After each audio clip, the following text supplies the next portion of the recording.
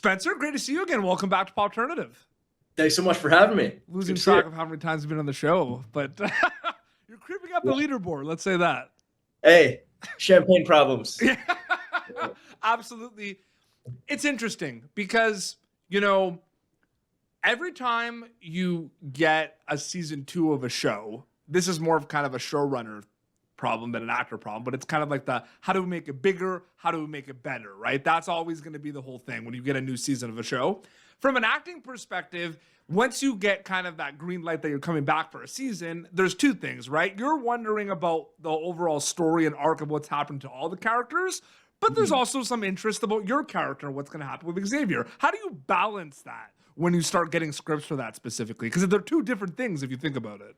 Absolutely. Well, I think that one part of it is me as a fan of the show, getting to see where they end up taking things, and that's a really exciting aspect of when we get back to it and we start getting these scripts. Yep. But yeah, that's just the selfish actor part of me who's like, did you guys kill me off? Like, well, it's always going to be there though, right? Like it's just a natural thing. Like, what's my character? Is he there? Right. Is he dead? Yeah. Maybe. Even I find watching content that I'm in, and maybe this is just me that feels this way, but like, it's really difficult for me to watch anything that I'm in. Like I just for selfish reasons, yeah. It's weird, yeah. You know? For sure. I can't absorb kind of what I was trying to do and what everyone was trying to do, because I'm just distracted by like, oh God, I look ridiculous or whatever it is. You know? Yeah. No, absolutely. All right. So episodes are coming out on Paramount Plus. And I kind of want to know, when did you find out that for a little bit of time that Xavier was going to be a ghost? Like, when did you find out about that? Were there rumblings in season 1? Did that catch you off guard when you read the script? Like, when did you find out about that little plot? I had a dinner with Megan and Nate Trinrud, who write and create the show. And I had a dinner with them several months before we went back to Vancouver to film. Okay. And they kind of said, I said, can you guys tell me anything? And they're like, okay, well, maybe over dessert, we will share some information. And they kind of gave me the elevator pitch of that ending sequence. And I was sitting on that for a while, and even some developments that you find out in episode 5 as to who that fisherman was. I knew all of that going in. So I had to sit on all that information. But yeah.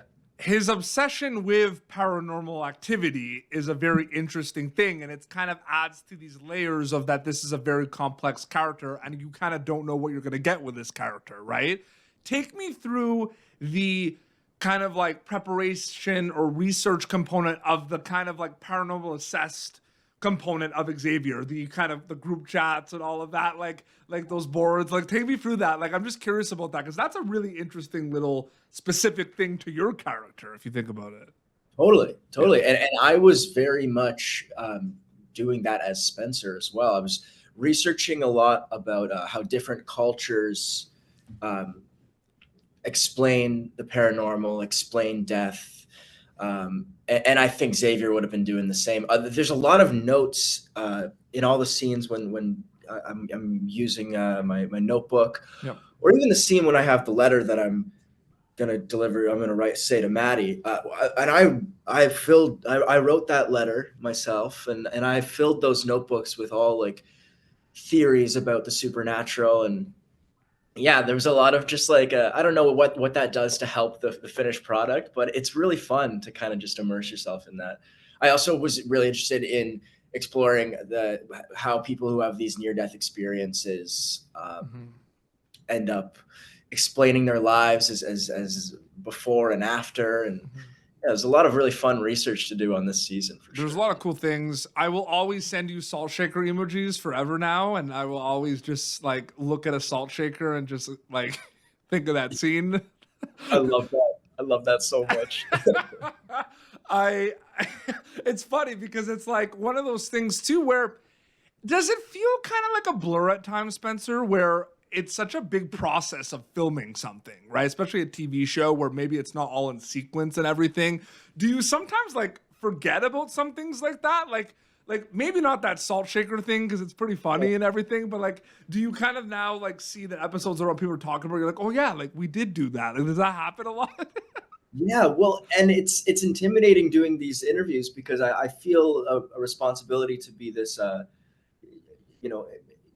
be super informed on every nook and cranny of the plot. But the reality is, you work really hard on it while you're doing it, and then you move forward. So there's definitely a lot of details when I'm watching the finished product where I'm like, oh yeah, that's right. We were there and I was there and that's the day when so-and-so did this. And Absolutely. Yeah. It's funny because when we did our first interview for season 1, I remember I only watched like 3 episodes and there was obviously these like big kind of thoughts that Xavier is not a good dude. And then there's some people that were like, hold on a second, there's more to him. I feel like you kind of, obviously you knew a lot more because you had all the scripts, but I feel like you always kind of thought this was like a misunderstood character, right? You know what I mean? Like, I'm wondering about that. Like, I find that he's like a villain for a little bit, but he's not a villain at all now. It's such a crazy thing to me. Yeah. He's had quite a crazy development. And I think also that first season, what made it so cool was the whodunit aspect of it. So you wanted to make things ambiguous and, he does have a bit of a creepy nature about him, which maybe that's just me, but I don't know. And I think that helps with the whole believability of his own dad accusing him of murder and everyone in the town calling him a psychopath. And you needed that little ingredient there to make that make sense.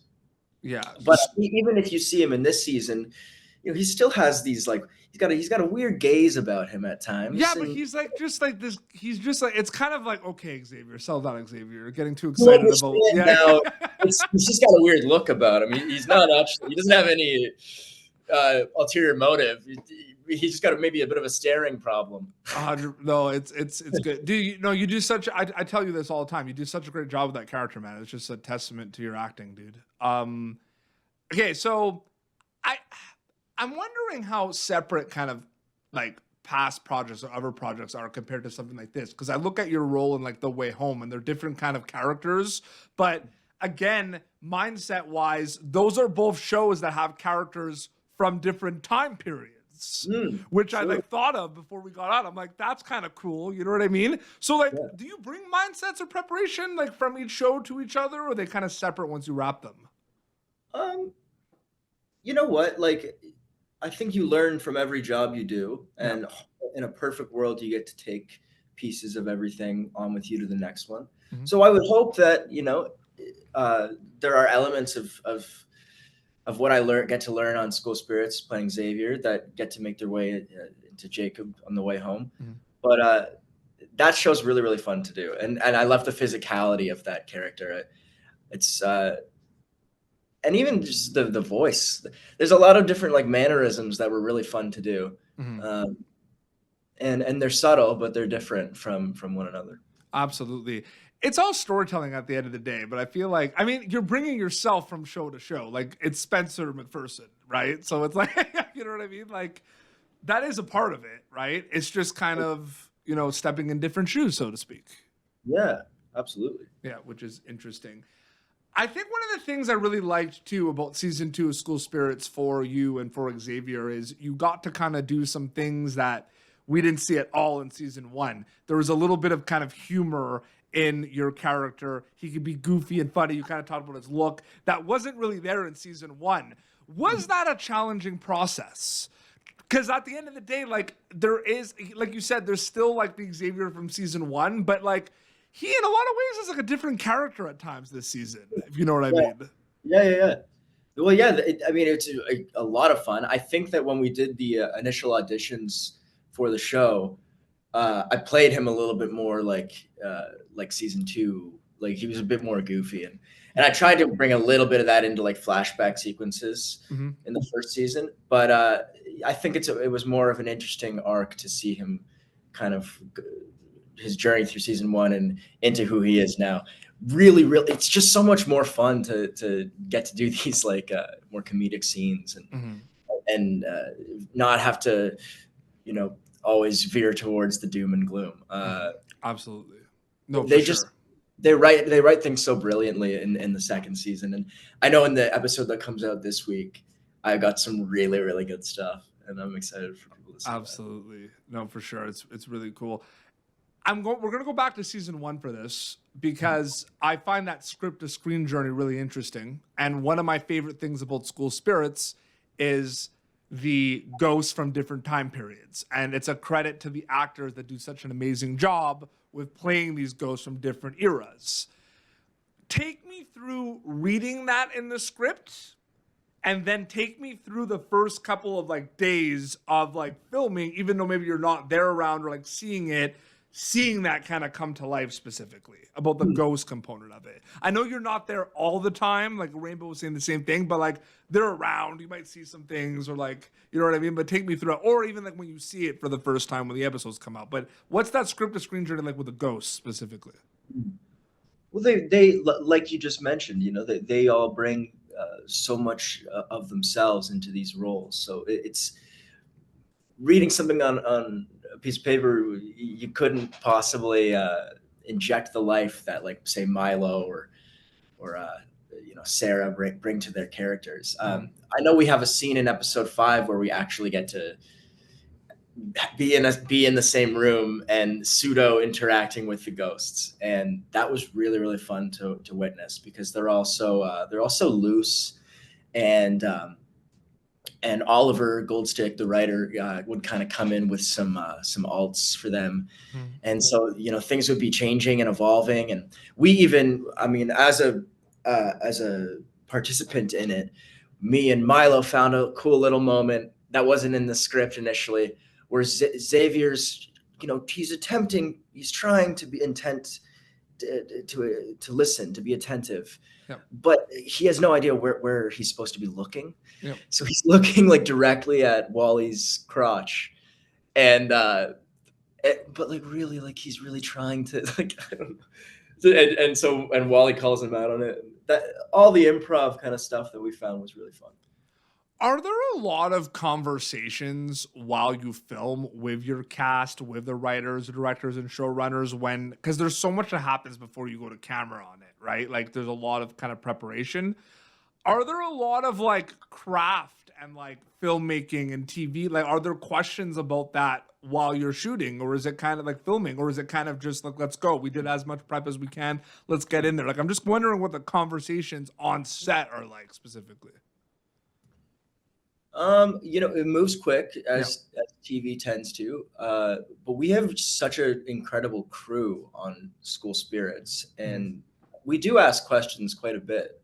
And they're incredibly like supportive, because we're all, it's a young cast, and we're all eager to learn, and yeah, I'd say that.